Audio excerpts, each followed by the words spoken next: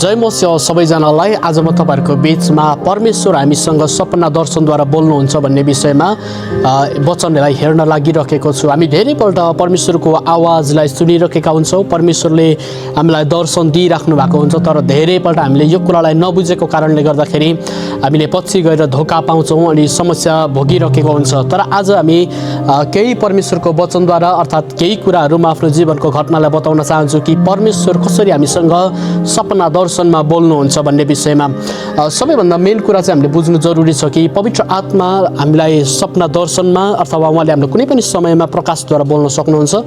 र सबैभन्दा महत्त्वपूर्ण कुरा चाहिँ पवित्र आत्मा जब हामीसँग बातचित गर्नुहुन्छ, जब उहाँले हामीलाई दर्शन दिनुहुन्छ, यो कुराहरू चाहिँ कस्तो हुँदछ, कसरी चाहिँ पवित्र आत्माले हामीलाई सपना दर्शन दिनुहुन्छ भन्ने विषयमा म तपाईँलाई भन्न चाहन्छु।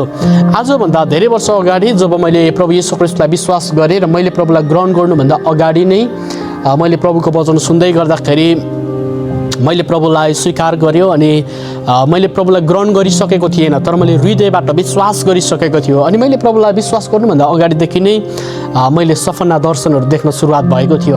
अनि जब मैले प्रभु येशूलाई विश्वास गर्यो, ग्रहण गर्यो, अनि जसै मैले ग्रहण गरिसकेपछि मैले धेरै दर्शनको कुराहरू देख्न थाल्यो। अनि मैले सपना दर्शन यस्तो कुराहरू देख्थेँ कि बारम्बार मैले त्यो कल्पना पनि गरेको हुँदैन थियो, तर अचानक मैले यस्तो दर्शनहरू देख्न थाल्यो कि मैले बिरामीहरूलाई प्रार्थना गरेको, सुसमाचार सुनाएको, धेरै हजारौँ लाखौँ मानिसहरूको बिचमा सेवकाई गर्दै गरेको यस्तो कुराहरू देख्न थाल्यो। अनि त्यो समयमा मैले चर्चहरू देखेको थिएन, मैले केही पनि देखेको थिएन। मैले चर्चको सामानहरू मध्येमा एउटा गिटार बाहेक केही पनि देखेको थिएन। हेर्नुहोस् है, किनभने त्यो समयमा संसारको बेलामा म संसारको कुरामा रमाइलोमा संसारको कुराहरूको याद हुन्थ्यो, तर कुनै पनि गाउने बजाउने क्षेत्रको मतलब हुँदैन थियो त्यो समयमा। अनि के कुरा भयो भन्दाखेरि मैले प्रभुलाई विश्वास गरेको चर्चमा होइन, बाहिर हो। हेर्नुहोस् है, बाहिर कुनै एउटा ठाउँमा चाहिँ प्रभुलाई ग्रहण गरेको हो। अनि के कुरा भयो भने मैले चाहिँ यस्तो दर्शनहरू देख्न थालेँ कि मैले माइकमा बोल्दै गरेको, हजारौँ मानिसहरूको बिचमा सेवकाई गर्दै गरेको।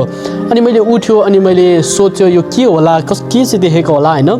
अनि पत्याउनै नसक्ने कामहरू भएको होइन, मरेको मान्छेहरू उठेको जस्तो नि देख्ने, लङ्गडाहरू हिँडेको देख्ने। अनि मैले एकपल्ट त सोच्नु थाल्यो यो त कस्तो खालको सपना हो भनेर। अनि के हुन थाल्यो भने फेरि त्यही कुरा फेरि के भयो, फेरि पनि सपनाद्वारा देख्नु थाल्यो।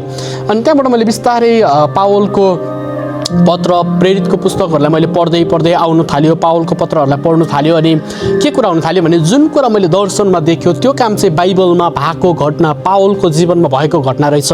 अनि पछिबाट मैले थाहा भयो। अनि त्यहाँबाट मैले के कुरा पाएँ भने जुन दर्शन मैले देखेँ त्यो दर्शन चाहिँ के भयो, परमेश्वरको वचनसँग मिल्न सुरुवात गर्यो। हेर्नुहोस् है, त्यहाँबाट थुप्रै दर्शनहरू देख्नु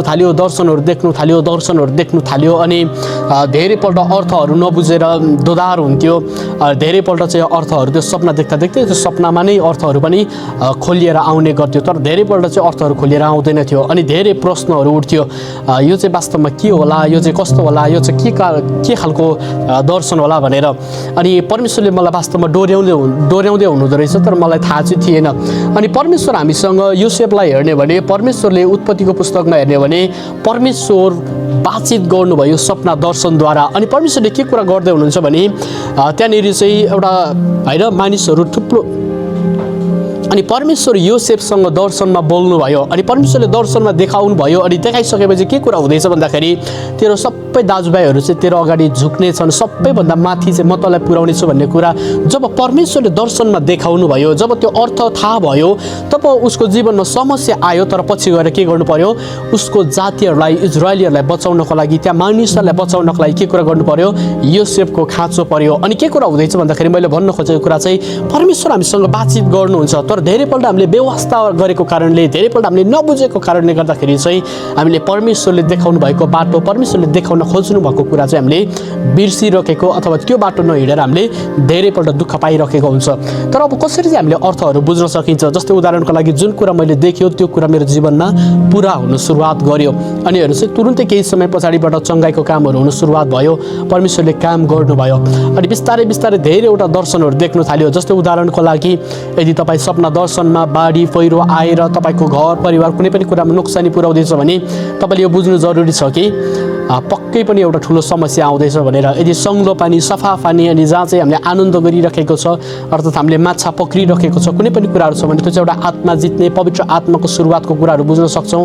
हाम्रो घरमा चाहिँ एउटा सफा पानी, राम्रो पानी जसले चाहिँ हामीलाई नोक्सानी होइन तर फल फल्नको निम्ति सहायता गर्ने एउटा एउटा पानी आयो भने, पानीको मुहानहरू उम्रियो भने चाहिँ के हुन्छ, त्यो चाहिँ राम्रो कुरा हो होइन। हेर्नुहोस् है, त्यो चाहिँ एउटा आशिषको कुरा, पवित्र आत्माको सुरुवातीको कुरा हो। किनभने बाइबलमा हामीले हेर्ने भने के कुरा भन्नुभयो, जीवनको पानीको मूल, हेर्नुहोस् है, जीवनको नदी चाहिँ परमप्रभुबाट बगी आउँदछ अनि यति असल कुराको निम्ति आउँदैछ भने त्यो चाहिँ के हो, असल कुरा अर्थात् पवित्र आत्माको सुरुवात हो। अनि एकपल्ट मलाई के भयो भने पवित्र आत्माको एउटा शक्तिशाली अभिषेक जब ममा उत्रिनु लाग्यो अनि त्यो समय मैले के कुरा देखेँ भने म राति सपना दर्शन देखिरहेको थियो, सुतिरहेको थियो अनि रातिको समयमा म फास्टिङ 3 दिनदेखि लगातार फास्टिङमा थियो अनि प्रार्थना गरिरहेको थियो।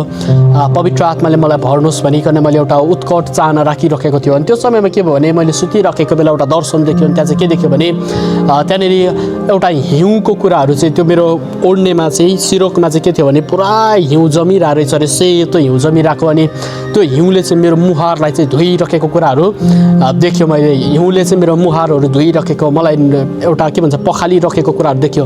अनि त्यहाँबाट बिस्तारै के कुरा हुँदै थाल्यो भने त्यहाँबाट अर्को मेरो साथीले पनि एउटा ढुकुर चाहिँ के कुरा गर्यो भने बाहिरबाट चाहिँ उडेर म भएको ठाउँमा आएर बसेको कुरा चाहिँ बाहिरबाट चाहिँ ढोकाबाट भित्र छिरेर चाहिँ म कहाँ आएर बसेको कुरा उहाँले देख्नु भएछ।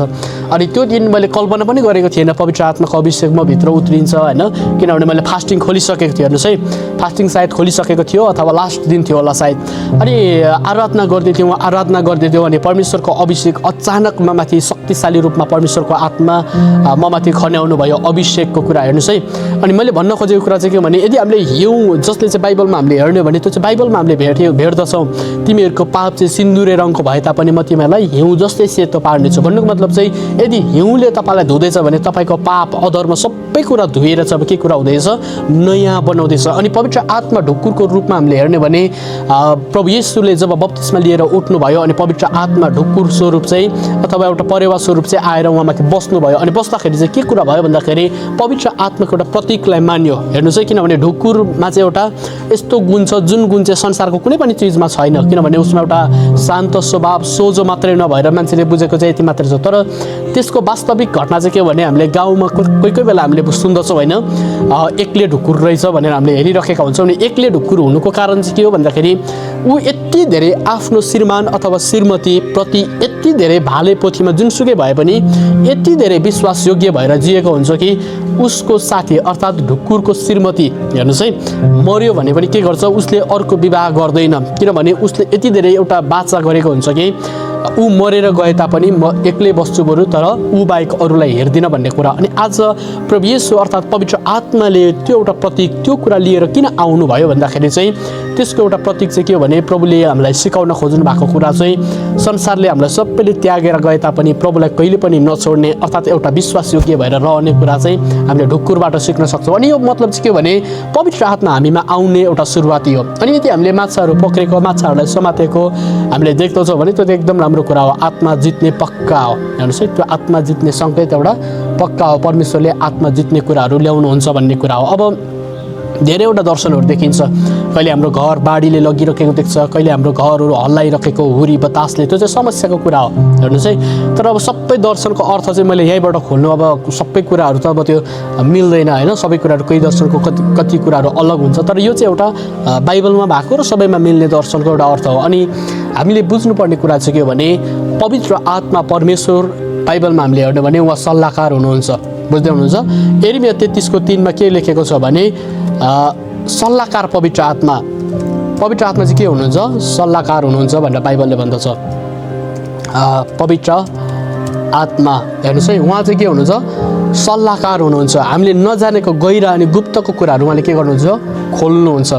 अनि यहाँनिर प्रभुले हामीलाई प्रतिज्ञा गर्नुभएको छ कि म पितासँग बिन्ती गर्नेछु अनि तिमीहरूले पवित्र आत्मा पाउनेछौ जसले चाहिँ तिमीहरूलाई सहायता गर्नुहुनेछ। भन्नुको मतलब तपाईँ कुनै पनि काम गर्न लाग्दै हुनुहुन्छ, उदाहरणको लागि तपाईँलाई दोधार छ, अब यो के गर्ने होला, कसरी गर्ने होला, पवित्र आत्मालाई भन्नुहोस्, प्रभुलाई भन्नुहोस्, प्रभु मलाई दर्शन दिनुहोस्। अनि प्रभुले दर्शन दिनुहुन्छ। यदि फस्ने छ भने पक्कै पनि नराम्रो सपना दर्शन देखिनेछ। हुरी के अरे बतासले लगेको, खाल्डोमा जाकिँदै गरेको, यदि कसैले फसाउन लागेको छ भने, यदि परीक्षाको कुराहरू भने तपाईँले एक्जामहरू गर्दै गरेको, ट्राफिक पुलिसहरूले पक्रिँदै गरेको त्यस्तो देख्दै हुनुहुन्छ भने परीक्षाको कुराहरू सुरुवात हुन्छ भन्ने कुरा नि यो सबै कुराहरू होइन। सर्पले पक्रिन लागेको छ भने त्यो चाहिँ परीक्षा मात्र नभएर दुष्टको आक्रमणै भन्छ। त्यो चाहिँ हेर्नुहोस् है, दुष्टको आक्रमण र परीक्षा चाहिँ अलिकति अलग कुरा हुन्छ। जस्तै उदाहरणको लागि परीक्षा भन्ने बित्तिकै चाहिँ हामीले धेरै कुराहरू बुझ्दछौँ, तर के चाहिँ मलाई चाहिँ के लाग्छ सजिलो भने परीक्षा भनेको चाहिँ दुष्टले लिएको पाप कर्म हो भने दुष्ट आत्माले सताएको भनेको चाहिँ शरीरभित्रै छिरेर आक्रमण गरे हो।